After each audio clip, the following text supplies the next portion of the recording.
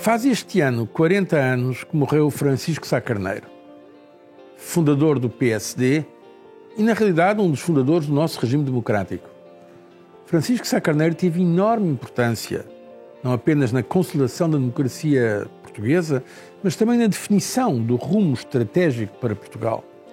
Foi muito importante, por exemplo, para a minha geração, e se me é permitida uma observação pessoal, foi em larguíssima medida, eu diria que em principal medida por causa de Francisco Sá Carneiro, que eu aderi ao PSD.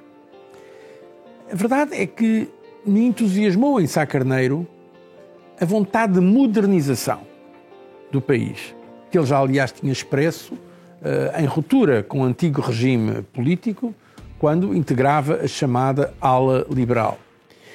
E para Sá Carneiro, como para todos nós, a seguir a ele, modernização queria dizer Europa. Era a europeização de Portugal. É por isso essencial vermos o que é que Portugal pode fazer na Europa e entender que aquilo que se passa na Europa não é para nós uma questão de política externa. É uma questão de política interna. Nós somos parte da Europa e também podemos ajudar a determinar o futuro da nossa União Europeia. Quando analisamos a atual crise, obviamente que a primeira comparação que me vem ao espírito é com a grande crise financeira e das dívidas soberanas que eu na altura acompanhei a partir da Comissão Europeia, nomeadamente durante o meu segundo mandato de Presidente da Comissão Europeia. Trata-se de uma crise muito diferente daquela, porque tem uma causa exógena, não é à partida uma crise económica ou financeira, é uma crise de saúde pública, é uma pandemia, mas uma pandemia que, obviamente, tem consequências económicas muito profundas e terá, sem dúvida, também consequências sociais e também políticas. Mas a sua resolução está, em larga medida, dependente de um fator exógeno, não de um fator económico ou financeiro, porque, repito, não é, na sua origem, uma crise financeira, mas está dependente de uma variável que, na realidade, por agora ninguém controla, que é a existir uma vacina ou vacinas e existir ou não terapêuticas adequadas. É por isso que essa incerteza se vai prolongar, porque a crise económica é pronunciadíssima, é uma das maiores crises económicas de que há registro na história económica, comparável talvez só à grande crise dos anos 30 do século passado, com consequências imediatas em termos de queda do produto interno bruto, em termos de crescimento do desemprego, de endividamento, maiores do que a grande crise financeira, mas poderá ser mais profunda nas suas consequências, dependendo do tempo que durar. E essa duração ainda não a conhecemos exatamente. Dito isto, a União Europeia, beneficiando da experiência que teve na resposta à anterior crise da dívida soberana, chamada crise do euro, desta vez teve uma resposta talvez mais rápida, sobretudo se compararmos o Banco Central Europeu. Demorou 4 anos da última vez a anunciar as medidas mais radicais, que tiveram imenso impacto nos mercados. Dessa vez demorou 4 anos, agora demorou cerca de 4 semanas, anunciando a chamada política de sem limites. Também beneficiámos agora do facto de termos, durante a crise anterior, quebrado alguns tabus. As pessoas esquecem-se, mas quando tivemos a grande crise de 2008, 2009 e os anos seguintes, havia alguns governos da Europa que diziam que não podia haver, por exemplo, os chamados bail-out, que não se podia ajudar os países que tinham entrado em quase falência económica, como aliás aconteceu na altura com o nosso país. Criámos instrumentos que na altura não existiam, por exemplo, o Mecanismo Europeu de Estabilidade, que agora já está disponível, que é uma espécie de Fundo Monetário Internacional, FMI europeu. Portanto, tivemos uma resposta beneficiando dessa experiência, mais substancial, e eu acho que isso é muito importante. Acho que a Europa está, de certo modo, a responder presente, confirmando, como eu aliás venho dito há muito tempo, que a sua resiliência é bem maior do que aquela que normalmente os observadores e os analistas lhe reconhecem. Eu recordo-me, quando me vivi esses momentos de ameaça existencial ao euro e à própria União Europeia, que muitas vezes eu estava isolado quando, com os meus colegas europeus, falávamos no G20 e dizíamos que a Grécia não iria sair do euro, que o euro iria subsistir, que o euro era, como é, uma das grandes moedas a nível mundial, uma das grandes divisas, na realidade a segunda mais importante. Havia um ceticismo, aquilo a que eu na altura chamei o glamour intelectual do pessimismo, daqueles analistas que prevêem sempre a queda, o desaparecimento da União Europeia. Não, eu acho que podemos dizer que a União Europeia tem mostrado uma resiliência considerável e agora, pessoalmente, fiquei muito satisfeito quando vi que, apesar de todas as polarizações entre Norte e Sul, entre os chamados frugais e os países que pedem maior solidariedade, foi possível, apesar de tudo, desenhar um programa que é, a meu ver, um programa adequado e até um programa ambicioso. Obviamente que a primeira questão que nos preocupa quando falamos nesta crise é a avaliação das suas consequências. É uma crise que, diferentemente de outras, não tem apenas uma dimensão de saúde pública, económica, financeira e social e política, eu diria que até põe em causa as nossas vidas. Há muita gente que morreu e que não morreria, pelo menos tão cedo, por causa deste coronavírus. A economia, em largas partes, ficou fechada, verdadeiramente fechada, em lockdown. É, portanto, uma crise mais dramática na sua expressão. E há quem diga que nada será como antes depois desta crise, que vão mudar não apenas as condições económicas, mas as próprias condições de funcionamento da nossa sociedade. Francamente, acho que é muito cedo para dizermos isso. Não sabemos isso. O que eu penso que podemos já dizer com algum grau de certeza é que esta crise acelerou, intensificou tendências que já vinham a fazer-se notar antes desta pandemia. Eu tenho falado, nomeadamente, em 4 tendências, 4 Ds. A desglobalização, a diversificação, a descarbonização e a digitalização. Vejamos cada um destes aspectos. Quando digo desglobalização, não estou necessariamente a significar que haja uma reversão, uma inversão completa do movimento de globalização económica, financeira, tecnológica, cultural, de informação, que temos vindo a assistir ao longo destes últimos anos, ou até décadas. Mas haverá provavelmente um abrandamento da globalização e até haverá tendências fortes no sentido daquilo que se tem chamado em inglês decoupling, uma separação, uma fragmentação em algumas áreas, não só no comércio e no investimento, mas também do ponto de vista tecnológico.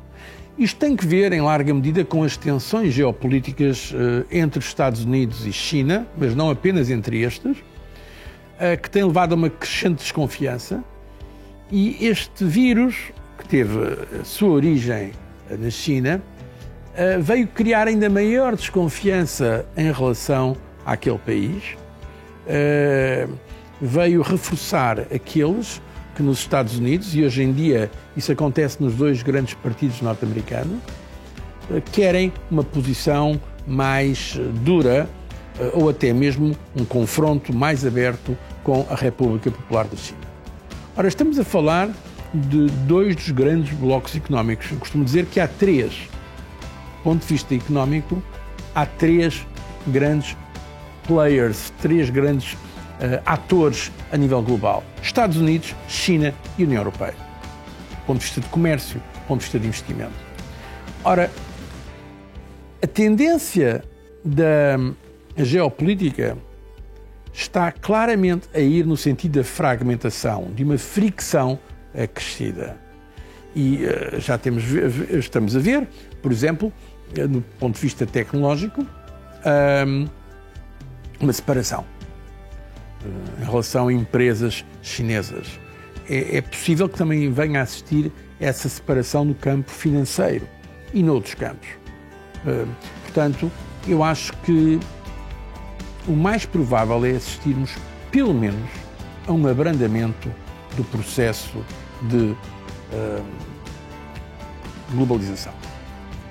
Ora, ligado a isto, temos a questão da diversificação, isto é, precisamente porque esta crise expôs algumas vulnerabilidades de algumas das economias mais desenvolvidas, nomeadamente na Europa e nos Estados Unidos, por estarem dependentes em larguíssima medida de cadeias de fornecimento daquilo que normalmente se chama em inglês supply chains, que estão localizadas muito longe, nomeadamente na Ásia, não apenas na China, mas noutros países da Ásia.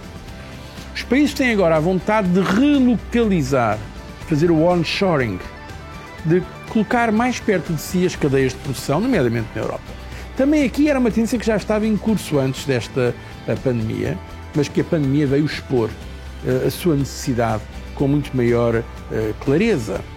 Por exemplo, eu sei de casos de empresas, estou a pensar numa empresa multinacional que basicamente opera a partir da Austrália, mas que é uma multinacional, que viu os seus fornecedores asiáticos, num só dia, aumentarem os custos do chamado equipamento de proteção pessoal, máscaras, luvas e outras, para usar nos hospitais e em geral, aumentaram mais de 1000% e deram a prioridade ao fornecimento nos seus próprios países. Por isso, vai haver, com certeza, uma maior diversificação em termos europeus das cadeias de fornecimento e uma maior ênfase nos fornecedores locais ou mais perto dos nossos mercados. A terceira questão tem a ver com a digitalização. Isso já se vinha a notar, mas agora, de facto, é impressionante, eu diria que é espetacular o progresso que estamos a sentir na digitalização. Por exemplo, a comunicar via Zoom ou outras plataformas digitais. As sociedades estão a descobrir que também podem funcionar digitalmente, a substituir muitas reuniões presenciais, muitas viagens, por comunicação por via digital. E em muitos países, por exemplo, o comércio por via digital subiu exponencialmente. Mesmo as trocas financeiras, a financialização, a eletronificação das finanças.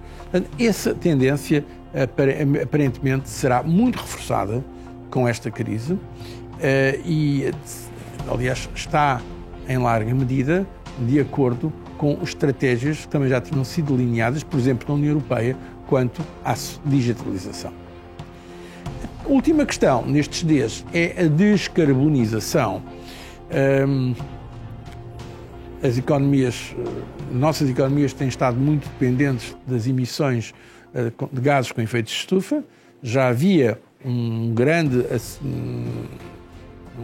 acento posto na questão da economia verde, do crescimento verde, do chamado Green Deal. Ora, eu acho que essa pressão vai manter-se.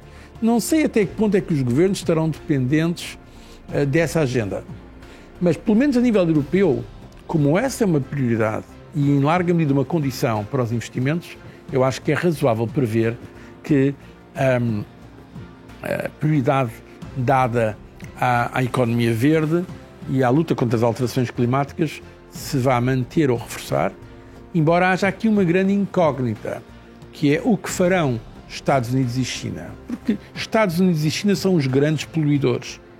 E mesmo que a Europa faça ao máximo, e a Europa tem feito muito mais que outros, se estes dois grandes, digamos, poderes não se comprometerem a sério na luta contra as alterações climáticas, vamos ter um problema para o nosso planeta e também para a Europa, porque a Europa, se ela for sozinha ou se for praticamente a única com planos para a supressão das emissões de gases de efeito de estufa, então a Europa poderá ver ameaçada a sua competitividade. E como é que a Europa tem estado a reagir a tudo isto? Eu acho que, mais uma vez, se está a reforçar uma tendência que já vinha de antes. Eu vejo uma Europa mais política, uma Europa que, de certa forma, perde a sua inocência, que está a chegar à idade adulta politicamente. Uma Europa que eu desejo e para a qual também dei o meu contributo quando estava à frente da Comissão Europeia, mas que talvez na altura as condições não estivessem ainda suficientemente maduras. Reparem, hoje em dia fala-se, aliás, nos documentos oficiais da União Europeia, fala-se na autonomia estratégica da Europa. Fala-se também numa soberania europeia. Fala-se também numa comissão mais geopolítica. Isto quer dizer que a Europa, vendo potências mais agressivas, como a Rússia, mais afirmativas, como a China, ou mais imprevisíveis, como os Estados Unidos da América, dada, digamos, a política da atual administração, a Europa, os europeus, pelo menos as lideranças europeias, já começam a compreender que se não formos nós, europeus, a defender os nossos interesses e valores, talvez não possamos contar com outros para o fazer. E é por isso que também no aspecto económico está a haver uma evolução no sentido de se introduzir um maior peso da variável política no comércio, nas políticas de concorrência, em geral na regulação, por exemplo, nas questões da proteção de dados ou da proteção da privacidade, onde, por exemplo, a Europa tem um modelo diferente do modelo americano ou do modelo chinês, simplificando em relação aos dados, à proteção dos dados e à gestão dos dados, que são hoje em dia talvez um dos aspectos mais importantes da economia digital. Há uma visão americana que essencialmente considera que os dados são propriedade das empresas, uma visão chinesa que acha que os dados são propriedade do Estado e a visão europeia que acha que os dados são propriedade dos cidadãos. Há, portanto, diferenças. E não é indiferente qual o modelo que vai dominar, digamos, a economia e a sociedade globais. E é por isso que a Europa tem de estar unida, porque é óbvio que mesmo os nossos maiores países, em termos demográficos ou em termos económicos, digamos, a Alemanha ou França, só por si não têm a dimensão, nem a força, nem a escala para discutir de igual para igual com os Estados Unidos ou com a China, ou até em algumas matérias com a Rússia, que, embora em declínio económico, continua a ser uma potência relevante do ponto de vista geopolítico. É por isso que nós necessitamos desta dimensão europeia. Alguns de nós fazem por paixão, por convicção, por ideologia, a favor dos valores europeus. Mas mesmo que não tenhamos isso, pensando apenas realisticamente naqueles que são os nossos interesses, é óbvio, parece-me a mim, que precisamos de uma dimensão europeia se quisermos defender esses interesses e proteger esses valores. E é neste sentido que a Europa está a avançar, reforçando, intensificando tendências que já se vinham a notar há algum tempo. Por isso também temos interesse numa ordem multilateral aberta. Aqueles entre nós. Eu sou, sem dúvida, um desses. Defendo economias abertas, sociedades abertas. Gostaria que os meus filhos ou os meus netos não vivessem num mundo dominado por uma potência totalitária ou potências totalitárias. Se queremos manter o mundo aberto, com oportunidades para todos, com liberdade, então temos que defender uma ordem multilateral aberta. Temos que fazer tudo para tentar evitar novos conflitos globais. Não nos esqueçamos que essa tem sido a regra ao longo dos séculos. Felizmente, desde que se foi criada a Comunidade Europeia, nunca mais houve uma guerra entre os países europeus que fazem parte dessa Comunidade Europeia, atualmente a União Europeia. Mas por esse mundo fora chegam sinais de tensão e de guerras, umas que já estão a desenrolar-se bem perto de nós, por exemplo na Síria ou mesmo na Líbia, outras que podem vir, por exemplo na Ásia, podem vir a desencadear-se. Razão pela qual devemos procurar entender que, apesar de diferenças ideológicas, é importante que o mundo se una em torno de bens públicos globais. Podemos ter regimes políticos diferentes, é evidente que não vamos ter nenhuma convergência dos regimes políticos hoje em dia, mas podemos perfeitamente aspirar a que, mesmo entre regimes políticos diferentes, haja acordos para garantir e promover a paz, para assegurar, por exemplo, a luta contra as alterações climáticas e a proteção do ambiente, para trabalhar em conjunto contra quaisquer pandemias, nomeadamente através de esforços globais na saúde pública, para manter o comércio livre, para garantir a estabilidade financeira, para lutar contra o terrorismo internacional. Em todas estas matérias é útil que o mundo continue aberto e de uma ordem multilateral.